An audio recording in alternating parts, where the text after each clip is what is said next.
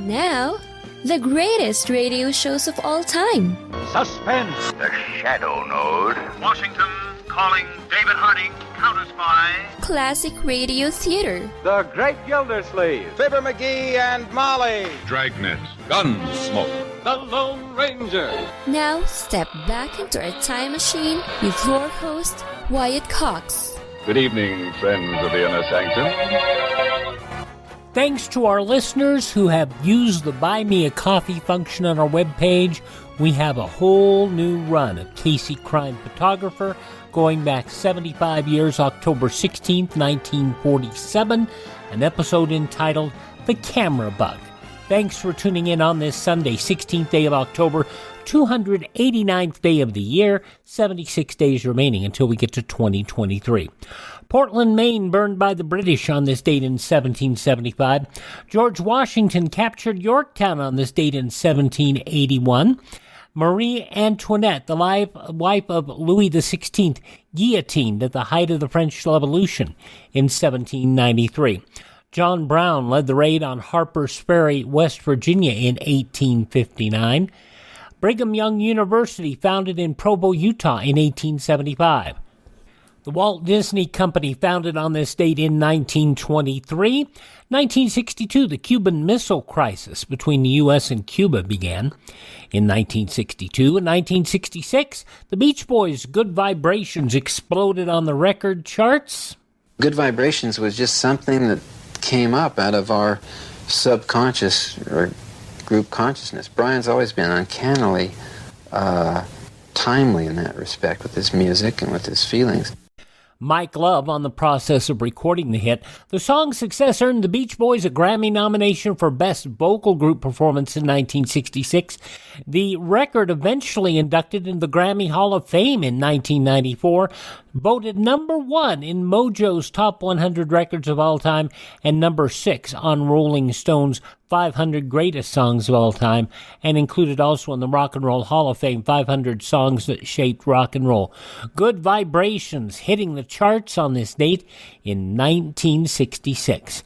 In 1968, Tommy Smith and John Carlos, two U.S. athletes, kicked out of the USA team on this date in 1968 for performing a Black Power salute during a medal ceremony. I represented Black America. I'm very proud to be a black man and also to have won the gold medal. And this, I thought, that I could represent my people by letting them know that I'm proud to be a black man. That's Tommy Smith speaking to Howard Cosell. He finished first in the 200 meters dash finals at the Mexico City Olympics. And I'll say this again. These people have every right to their opinions. They have rights to public displays of their opinions, but not at the expense of somebody else. The Olympics is not a place for political opinion. It is a place for celebrating performance. Pope John Paul II, elected in Rome on this date in 1978. Cardinalem Wojtyła. He is His Eminence, the Most Reverend Lord Cardinal Wojtyła. Sibi nomen imposuit Ioannis Pauli. And the Pope has chosen the name John Paul II. The Cardinal elevated to Pope after Pope John Paul I died just 33 days after he was elevated the first Pope ever from Poland. I was in graduate school when this was all going on, and everybody looked at me strange when I told them that the first Pope 33 days earlier was Pope John Paul.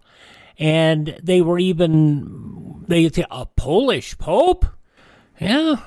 It happened on this date in 1978, and Pope John Paul II, he did some amazing things during his time as Pope. Desmond Tutu awarded the Nobel Peace Prize on this date in 1984. Sadly, in 1991, George Hennard ran amok in Killeen, Texas, in a Luby's cafeteria, killing 23, wounding 20. Ironically, the cafeteria had a no weapons policy. There were people that had weapons that they had left in their vehicles, and they did not survive. Million Man March occurred in Washington on this date in 1995. Now, passing away on this date in history, actor Leo G. Carroll, drummer Gene Krupa, actor Dan Daly, actor Cornell Wilde, Shirley Booth, the Ropers' Audra Lindley, author-philanthropist James Michener, radio host Gene Shepard, who did some amazing things in his time, Scottish actress Deborah Carr, and Barbara Billingsley, the mother of the Beaver. Birth date of lexicographer Noah Webster, the dictionary guy, writer Oscar Wilde, Nobel Prize laureate writer Eugene O'Neill, Supreme Court Justice William O. Douglas, orchestra leader songwriter Bert Kaempfert, some wonderful music from Bert Kaempfert, also actress Linda Darnell, and Watergate conspirator Charles Colson. Birthday number 97 for Angela Lansbury. I'm so glad that she's still with us from Murder, She Wrote. I hope she's doing well. Northern Exposure's Barry Corbin, 82. From Three's Company, Suzanne Summers is 76. From Airplane, director David Zucker, 75. Such a crazy set of movies. They were really crazy. From The Shawshank Redemption, Tim Robbins, 64. From the musical group, Wilson Phillips, Wendy Wilson, 53. From Life Goes On and ER, Kelly Martin, 47. Musician John Mayer is 45 today. And wrestler Kenny Omega is 39. Those just a few of the people who celebrate the 16th day of October as their birthday.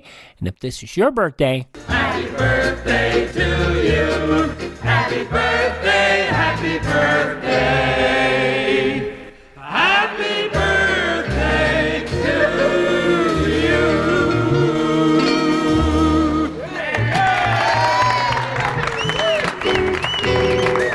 From 75 years ago, October 16th, 1947, Staats Cotsworth as Casey, crime photographer, on this Sunday Classic Radio Theater with Wyatt Cox. You know, it's true. Difficult times have a way of focusing us. We have to think about what matters most when it comes to our spending, our health care. No doubt. This is why so many people are joining Medishare right now. Medishare is a trusted way to save up to 50% on your monthly healthcare costs. More than 400,000 people have already made the switch. It's pretty obvious why, too, especially now during this challenging season with healthcare costs and out-of-pocket expenses going up. Medishare can save you a lot of money. The typical family saves $500 a month. And Medishare is a Christian healthcare sharing ministry that's worked beautifully for 29 years. There are different options to choose from to fit your budget. I'll give you the number here in a second, and if you call, you can get a price within 2 minutes. Maybe now is the perfect time to make the switch and start saving. Here you go. Call 833-34-BIBLE. That's 833-34-BIBLE. 833-34-BIBLE.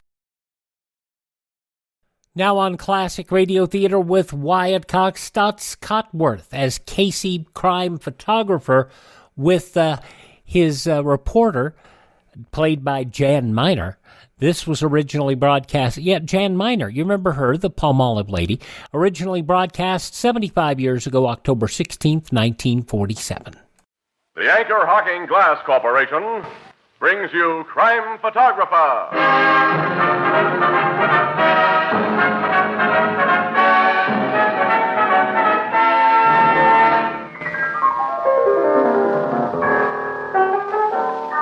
Say, Mr. Marvin, who do you think will go to the Rose Bowl this year? Well, I don't know, Ethelbert. Do you think the weather will turn any colder, Tony? Well, I can't say, Casey. Tony, do you like skirts the way they are this year? Or do you think they should be shorter? Can't answer that one, Ann. Tony, haven't you anything to say this evening? Oh, definitely, Casey. Anchor Hocking is the most famous name in glass.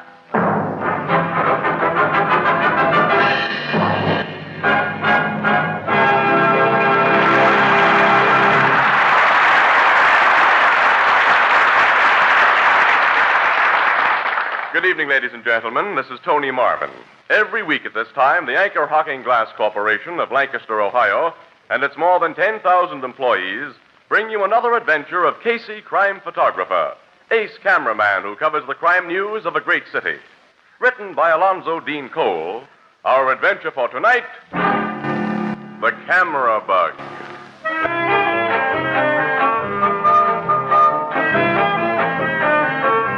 Mid-afternoon, the photographic department of the Morning Express.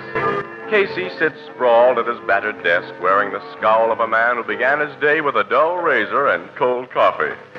The door opens and a young man enters. Excuse me, is Mr. Casey in? Yeah, that's me. My name's Forster, Mr. Casey. Alan Forster.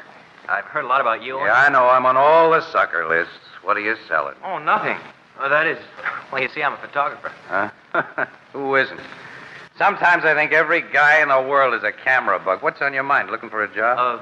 Yeah. See the city editor. His name's Burke, fourth floor above here. Well, I've already seen Mr. Burke, and he says there aren't any vacancies here. Oh. I've been to all the other papers, too. I thought you might advise me how to get a start. How old are you? 21. You got a job now? I work in a camera supply store. I know a lot about taking pictures, honest I do. And, well, my wife and I decided that it's time for me to break into the line I've always wanted. And you got a wife, you got a job with regular hours, and you want to break into my kind of racket? Yeah. Oh, boy. My advice is forget it. This is the lousiest game there is. You're out at all hours. People shove you around. You can risk your hide to get a good shot, and the city desk may stick it on page 10 if it's used at all. This is a dog's life, kid. Keep out of it. Yeah, but you get around and you see things. Oh, you see things. I guess you believe all you hear on the radio, huh? Well, okay, camera bug. Here's the only way I know how to break in. You put in about 12 hours a day on the streets with your eyes open and your camera ready. Occasionally, you'll get a news picture you can sell. If you're lucky, you may get a real hot shot that you can trade to the city editor for a steady job. But you got to be lucky. Huh? That's all I can tell you. Well, thanks a million, Mr. Casey. I'll do exactly as you say. Yeah, if you do, you're letting yourself in for a lot of grief. Excuse me, man. Hello. This is Ann, Casey. You busy? Not very. Oh, I got an awful cold. How about going over to the Blue Note? I'll meet you there in 5 minutes. Okay. Gee, you got to rush somewhere in 5 minutes. That means an important assignment, huh? Yeah, very important. Well, I won't keep you, but thanks again a lot. Good luck to you, kid. What's your name again? Forster. Alan Forster. Well, so long, Alan. Drop in again sometime, and remember, I've warned you. Guys in this racket lead a dog's life.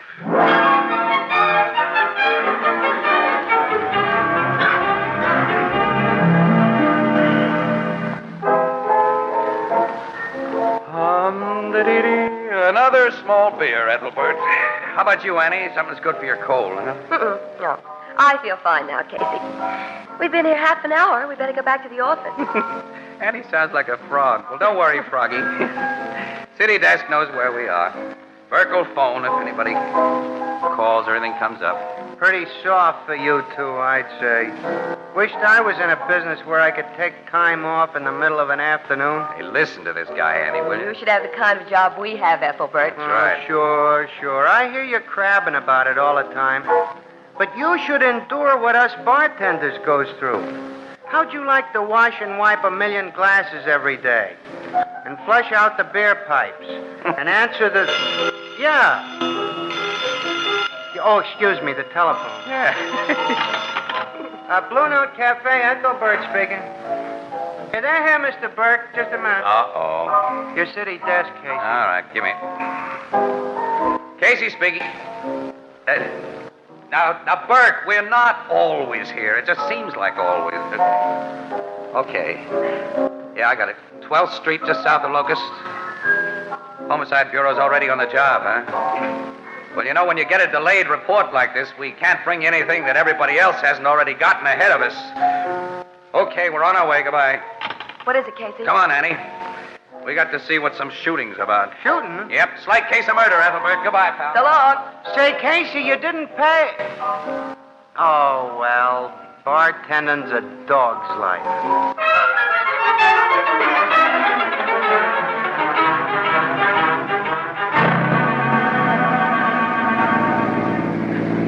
Hey, they got the street roped off. Yeah, we'll leave the car here, Annie. Come on. They're lifting a stretcher into the morgue. Well, I'm going to get a shot of that. Okay. Well, that means the medical examiner's finished his job. Now, let's get inside those lines. Will you let us through, please? Oh, there's Sergeant Flanagan. Hey, Flanagan. Oh, hey, Casey. Hi. Hello, Miss Williams. Hi. You two are getting here kind of late, aren't you? Now, don't rub it in. Hey, who did they just haul away in that meat wagon? The not too much lamented murder victim was a gent unfavorably known as Max Blake. Max Blake? The lawyer? Oh, don't let decent lawyers hear you call him that, Miss Williams. Max Blake was a shyster. That rat wasn't even straight with his own clients. Will the cops know who killed him? We not only know who killed him, but we've already got the mugs who did it. This case is all sewed up. Yes, Sergeant. Let's have the details so I can get them to my paper. Okay. According to eyewitnesses, the late Max Blake, who just stepped out of the barber shop behind us here, suddenly flopped in the middle of the sidewalk about where you're standing now. At the same time, a gunshot was heard, and a second later, a green sedan, which had been standing across the street, started away in such a big hurry that it crashed into the back of a truck, only a few feet away from the traffic cop on the corner. Who do you think they were? Santa Claus and the Easter Bunny, huh? They were Butch Silver and Tony Russo. Boy, they're a nice pair of hot shots. Two of the sweetest gorillas in town. And you've got them dead to rights, Sergeant? I've told you and Casey all I'm allowed to say now to the newspapers. You'll have to get anything else from Captain Logan. Yeah, where is Logan, by the way? In the back room of the barber shop there, questioning witnesses. All right, come on, Andy, let's go in. Wait a minute, Casey. Nobody goes in there. Now, Flanagan. I got my orders, Casey. Look, you and I are pals. Sure, but you keep out of that barber shop, pal. Is that nice? It's what goes. Now, if you'll be a nice guy, Casey, and won't try any tricks to get where you're not wanted, as you've done too many times before, I'll give Miss Williams a tip. A tip? Oh, it's not anything I'm not allowed to tell you, understand? It's just something I forgot to mention to the other newspaper boys and girls. All right, it's a deal, Flanagan. No tricks. What's the tip? One of the witnesses to the shooting is quite an important guy. Who? Richard M. Kragle. What, the contractor? Biggest in town. Yeah, I interviewed Clagle when he got the city paving contract last year. His offices are somewhere around here. Right across the street. Yeah, of course. I recognize the funny old-fashioned building now. The only elevator it's got is hidden in back of the stairs. Of course, I couldn't find it. I had to walk up to Clagle's office on the third floor. Say, Flanagan, did Clagle see those gorillas in the car shoot Blake? Well, he says that. Oh, here he comes out of the barber shop. You can ask him yourself. Oh, Mr. Clagle. I'm Ann Williams of the Morning Express. We met last year. Oh, yes. How do you do, Miss Williams? Now, hold it, will you? Huh? Thanks. I hope you don't mind my snapping a picture of you, Mr. Clagle. Well, no, not at all. Mr. Clagle, will you give us an eyewitness account of what happened? Well, as I just told Captain Logan in there, I happened to be at the window of my private office just across the street when the shot was fired. Oh, your private office is on the third floor, as I remember, right? That's right. I saw this man Blake fall. Then I saw a green sedan start up and crash into a truck. I hurried out to the elevator. The operator brought me downstairs. I saw the man in the sedan arrested, and, well, that's all. Well, did you see the shot fired from the sedan? No, I can't say that, Miss Williams. But the sedan is obviously where the bullet came from. The medical examiner says it must have been fired from about 5 feet above the street level, which means the killer sat in an automobile or stood on the sidewalk or street. Yeah, only one shot was fired. Huh? That's all. Mr. Casey's the name. Both gorillas in that sedan are dead shots, Casey. Sergeant Flanagan, come in here. Oh, yes, sir. Captain Logan wants me. I'll see you later. Yeah, tell Logan I want to see him, Sarge, will you? Mr. Casey. Mr. Casey. Huh? I'm Alan Forster. You remember we were talking? Oh, sure, kid. But what were you doing in that barber shop? Oh, I was a witness to the shooting. Wasn't I, Mr. Clagle? The police questioned us both. That's right, young man. I did as you told me, Mr. Casey. I was on the spot when things happened, and I had a camera with me. And I got 2 shots of that Blake fella from almost where we're standing now. One almost as I heard the gun fired, and the other right after he hit the ground. You didn't tell the police about taking any pictures? Oh, no, Mr. Clagle. I wanted Casey to have these shots. I've got hot stuff, haven't I, Casey? Exclusive news pictures, the kind that'll get me a job on the Express? Now, well, let's get to my office, develop your film, and see just what you got. Oh, no, let me develop the film at home, Mr. Casey. I'd like to do a complete job on it. Huh? Well, all right, but blow them up to 8 by 10 and be sure to use a fine-grained developer. Oh, you'll see the kind of job I can do. I'll have the prints at your office inside of 45 minutes. Oh, which way is your home, young man? I live on Nelson Street, Mr. Clagle. Oh, good. I'm going in that direction. My car's around the corner. I'll drop you off. Oh, that'll be swell. Oh, Mr. Clagle. Yes, Captain Logan? I want to ask you a few more questions. Will you come back into the barber shop, please? Well, I have important business to attend to, Captain. There's nothing so important as this murder right now. Come in, please. Well, I'll have to do as you say, of course. Now, when do but Miss Williams and I get in there, Logan? So you two are here. We've Sure been are. waiting for hours. I'll beat it quick, Mr. Casey. See you at the Express. Okay, fella. I'll be waiting just a minute, Mr. Claygo. And why have you and Casey been waiting, Miss Williams? Logan, when you start clowning right after a murder, it means you got an airtight case. Well, it isn't quite bad yet, Casey. I've got some loose ends to tie up. Oh, what are they? Well, the medical examiner took a .38 caliber slug out of Blake's body, and we found guns on both of the hoods that were in that sedan, but they were .45s. Well, they must have thrown the murder gun away. Sure they did. Somebody picked it up, of course, and hasn't turned it in. They tried a fast getaway. That's ample indication of their guilt. How about motive? Almost anyone had a motive to kill Max Blake. He was an all-around louse. Yeah, it's going to take a lot more work than I first expected. Seems I never get an easy case. We cops lead an absolute dog's life, Casey.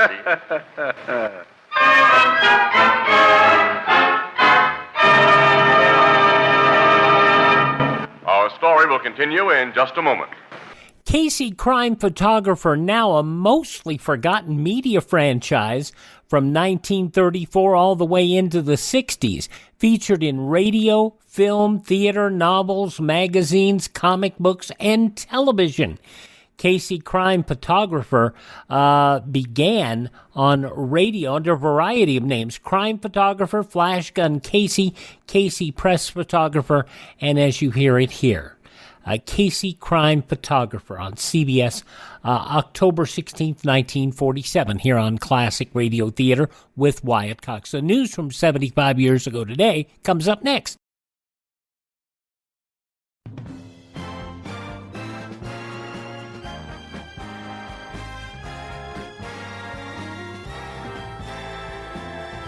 Thank you for tuning in to Classic Radio Theater with Wyatt Cox, and we're listening to an episode of Casey Crime Photographer, as it was originally broadcast on Thursday, October 16th, 1947. In the newspapers of that Thursday, 75 years ago today, these were some of the headlines. Dancer Patricia Schmidt yesterday told the court in Havana trying her for the slaying of her lover John Mee that he was a very bad boy who wrote erotic poetry. The prosecution completed its questioning of the 22-year-old Toledo, Ohio performer, and the defense began its interrogation before court was adjourned until Friday. Indications were that the trial would last another full week. Standing with the spectators in the packed courtroom yesterday, her father, John Schmidt, who told reporters, "I'm here to be beside my daughter in her trouble. I want to take her back home with me."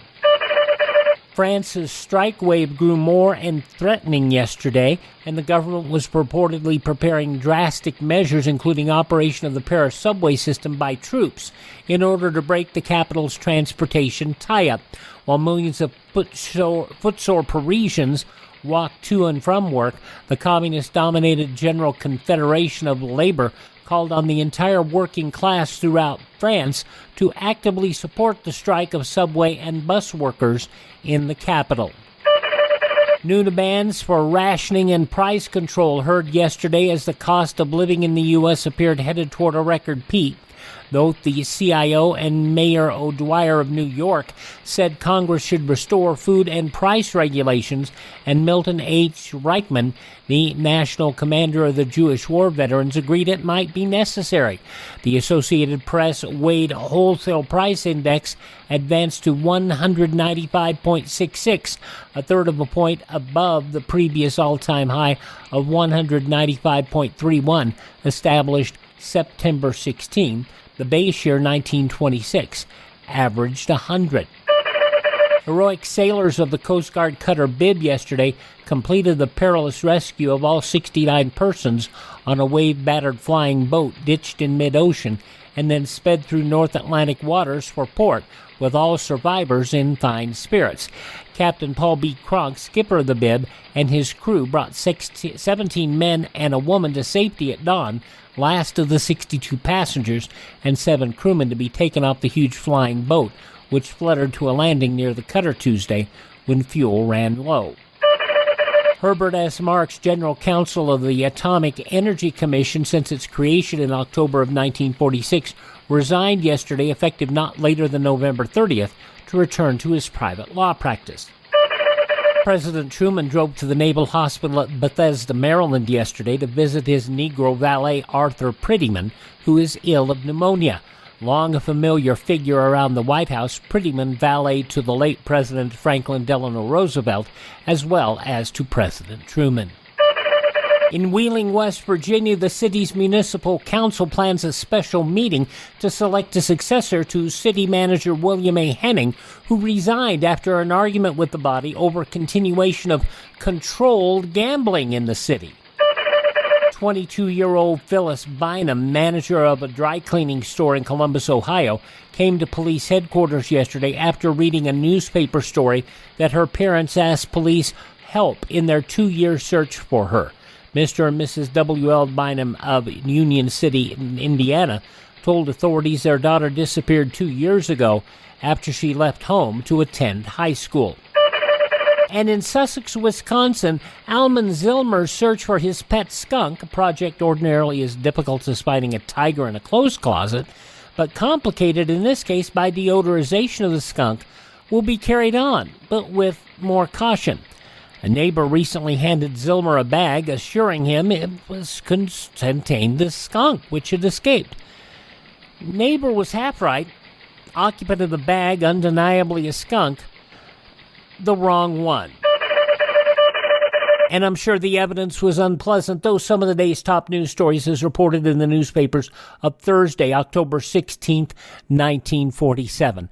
On your radio, Casey, crime photographer, and the conclusion we'll hear next on this Sunday Classic Radio Theater with Wyatt Cox on your favorite station.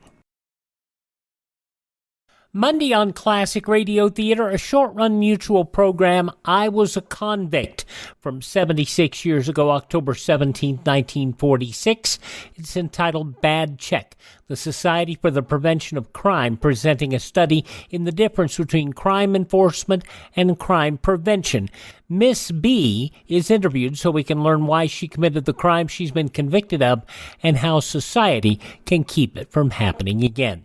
That's on Monday's Classic Radio Theater. But now the conclusion of Casey, crime photographer, 75 years ago today, October 16th, 1947.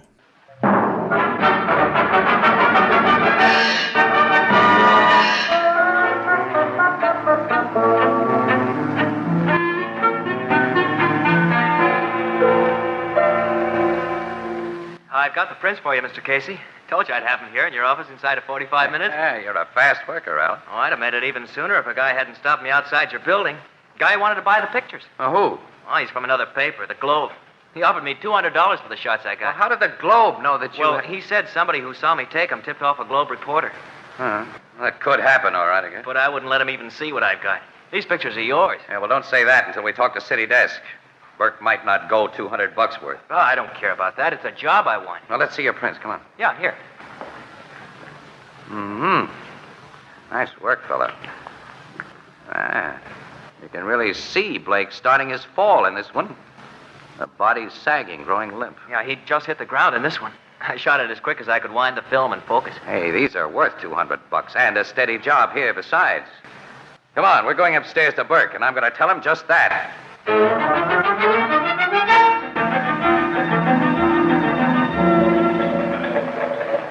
Well, $100 for the two pictures is my limit, Casey. And we don't need any new staff photographers. Burke, no other paper in town will have these shots. They're worth every cent of the $200 the Globe has already offered, and we can use this young fella. Are you telling me how to run this paper? It's okay, Mr. Casey. I'll take the 100. You're crazy if you do, Alan. You seem to be acting as this young man's agent rather than as an employee of the Express, Casey. What's to be your rake-off on this deal? What? You don't mean that, do you, Burke? No. But 100 is tops. Come on, kid, let's go. Okay. Casey, you know I didn't... Sure, but someday you'll make one of your darn nuts to you. Oh, gee, Mr. Casey, I'm terribly sorry. Never mind. It's all right. I told you this newspaper racket was a dog's life, fellow. Now maybe you believe me.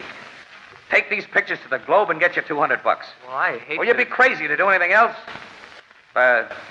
Did you, make any extra prints of those shots? Yeah, 2 of each. Well, could I have the extras? I won't use them, of course. Just that they're nice, clean camera jobs.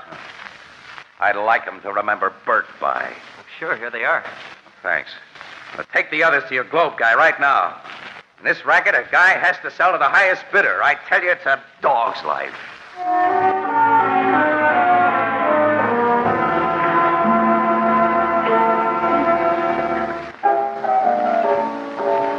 Casey, you've been sitting at this bar for over 2 hours now. Ain't you ever going back to work? Well, not sure I am, Ethelbert, at the Express. Oh, now stop being sore at Burke.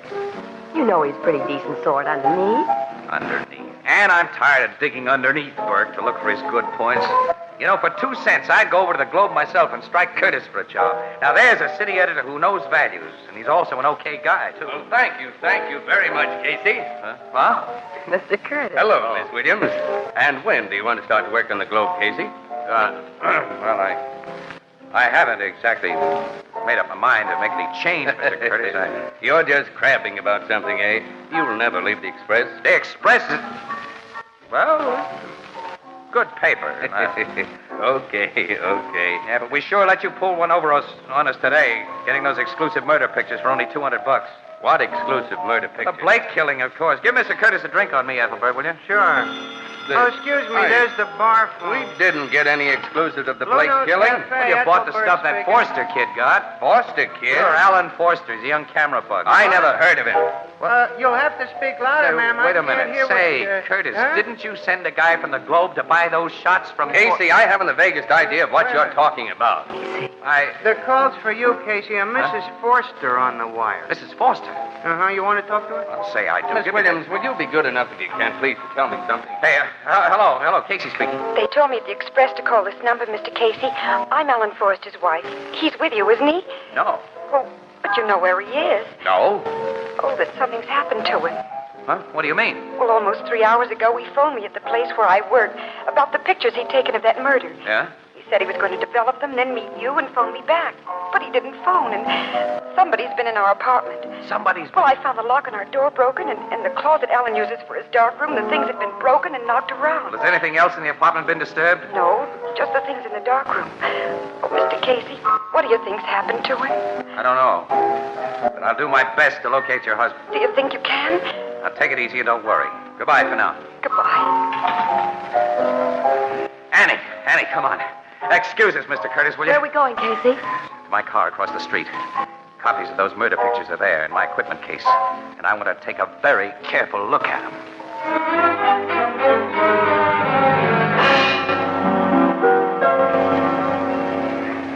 Oh, Annie. If I'd only looked carefully at these prints before. What do you see, Casey? How Blake was murdered. How Blake? Yes, look. Look. When Forster took the pictures, his lens was stopped down to get a good depth of focus. Yeah? He got not only Blake, but a sharp picture of the building across the street. Yeah. Well, in the first picture, the bullet has just struck Blake. He's slumping. He's beginning to fall. And a ground floor window of that building is partially open, Annie. Look. Yeah, just a few inches. Yeah, but in the second picture, which shows Blake lying on the sidewalk, that window's closed. He was shot from behind that window, and the killer closed it right after he fired. Right, that's it. Now, look at this third floor window in both pictures. It's the one that Richard M. Clagle said he was standing behind when he heard the shot. Well, did you see anybody there? No, Casey. Clagle could have gone down to the first floor and waited for Blake to come out of the barber shop. And... Yeah. Then, after he shot him, Clagle closed the window, did a quick dash up the stairs to the third floor, and rang the elevator bell. Yeah? The operator picked him up there, and Clagle was supplied with a pretty good alibi, Annie, because the bullet entered Blake's body on a horizontal line. He couldn't have been shot from the third floor. But Clagle's a reputable businessman, Casey. Why did he kill Blake? Well, never mind. That doesn't matter now. Point is, he must have killed him. And Clagle is the only person besides you, Forster, Burke, and me who knew about those pictures. He was with us when the kid told about taking him, remember? Oh, yeah. And he offered to take the kid home right afterwards. And if Captain Logan hadn't detained him... He'd have gotten the films then, sure. He sent somebody to wait outside the Express building to buy those pictures. But Forster wouldn't sell until after he'd seen me. And then I played into his hands by telling the kid not to accept Burke's chiseling offer. You know, the phony Globe reporter got him into a car after he left you and kidnapped him. Because the kid only had prints of the pictures, Annie. Clagle had to have the negatives, too. So he or the guy working with him broke into Forster's apartment and got him. Evidently, Forster didn't let on that he'd given me a set of prints, or I'd have received a call from him, too. Well, maybe they've killed him by now. Annie, if they've killed that kid, I'm partly responsible. Oh, that's crazy. I gotta find Logan right away. We're gonna start for headquarters as soon as I can unlock this ignition. Don't make a move. Michael. There's a gun in this pocket, Casey. You remember that too, Miss Williams, and that a man in danger of the electric chair will stop at nothing to protect himself. I'm getting into the back seat. Start your motor, Casey, and drive as I direct. Okay. Guess you heard what we were talking about. And not by accident. Young Foster did say you had prints of those pictures. I waited a long time for you. Now start driving. Straight ahead for the time being. That gun makes you the boss. Mind giving us a hint of where we're going? We're joining young Foster. He hasn't been harmed yet.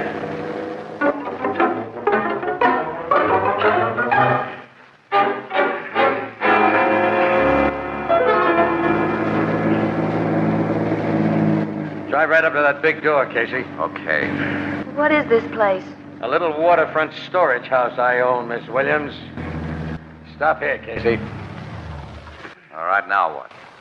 Get out of the car. I notice you placed the pictures I want in your equipment case. Bring the case with you. All right. And be very careful. Bob, open up. Right away, boss. Well, I see you got the guy you went after plus a dame. Yeah, Bob, just as you got Foster. Now step inside, you people. Casey. Hello, Alan. See, they've got you nicely tied up. Well, that guy Bob brought me here. He's a fellow said he was on the Globe. I told him about the prints you had before I knew he was a phony. It's okay, pal. Now you can hand over those prints, Casey. I guess I'll have to, Clagle. What are your plans for the three of us? Can't you guess? A one-way ride? A boat ride. Late tonight. On one of my cement barges. Casey? I hate to do this, Miss Williams, but you people are very dangerous to me. More dangerous than Max Blake was. Why did you kill Blake? Never mind that. Give me the pictures in your plate case. Okay. Don't let him sink his mitts in that case, boss. There may be a gat in there. There's nothing in this case but films and flash bulbs and your pictures. Maybe not, but take your hands out of there. All right. You're the doctor. Get him yourself, then. He's got something in his hands, boss. Can't you see they're only flash bulbs? I took them out so you can get at the prints easy. Unstrap the case from his shoulder, Bob. I've got it. Take out the pictures. I want to be sure. Oh, you got a flash bulb between the eyes, Clay. Shoot him, Bob. My eyes are cut. That's right. I can't see. I'm blind. He's got my gun, Clagle. You shouldn't try to handle a gun and a film case at the same time. Bob. You got him, Casey. And here's one for you, Clagle. You got them both. They're out. Annie. Yeah. Will you get my camera from the car while I watch these mugs? I'm going to use some flash bulbs now to get a few front-page pictures. And if Bert doesn't put them on the front page, I will take a job on the Globe. Now, when did I hear that one before?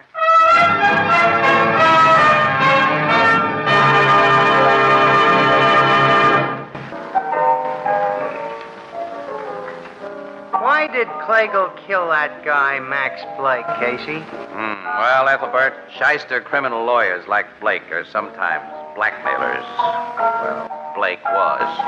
Clagle was paying him and finally got tired of it. Yeah.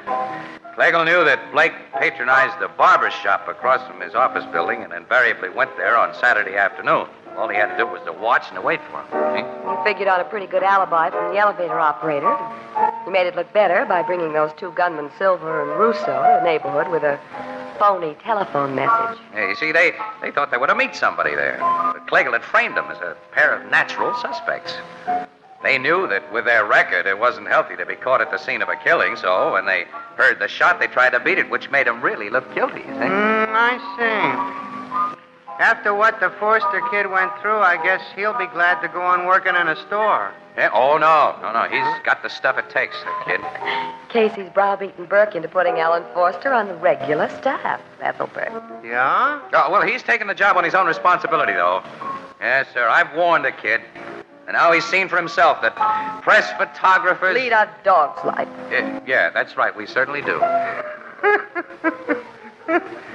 Casey, as my sister Edna says, quote, them as complains about leading a dog's life Seldom want to trade places with any other breed of animal. Unquote. Give Casey another Fido biscuit, Ethelbert. Pour it in his usual glass.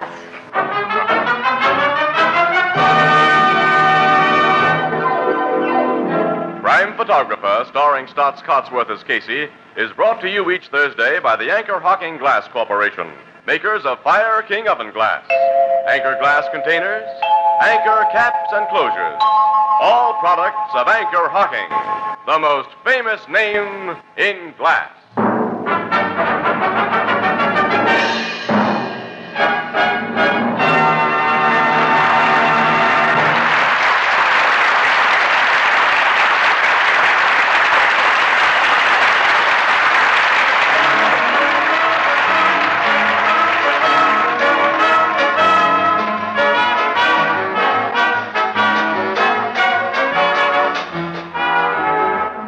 Photographer is directed by John Dietz. The original music is by Archie Blyer, and the program features Miss Jan Miner as Anne and John Gibson as Ethelbert. Herman Chittison is the Blue Note pianist. Your National Guard is destined to play a more important part than ever before in America's security plans. The National Guard offers young men regular Army pay and training without interference with their normal civilian life. If you're between the ages of 17 and 35, married or single, join your local unit of the National Guard. From 75 years ago today, October 16th, 1947, Staats Cotsworth, Casey, crime photographer. And yes, Jan Miner, yes, that is the same one that was Madge in the Palmolive dishwashing liquid commercials. Oh, my. Thanks for tuning in. Please visit our webpage, classicradio.stream, where you can stream our shows on demand, learn more about classic radio collecting.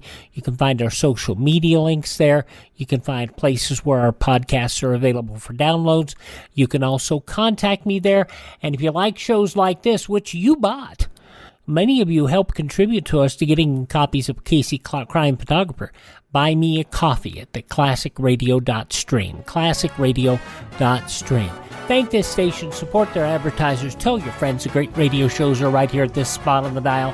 Classic Radio Theater with Wyatt Cox on your favorite station.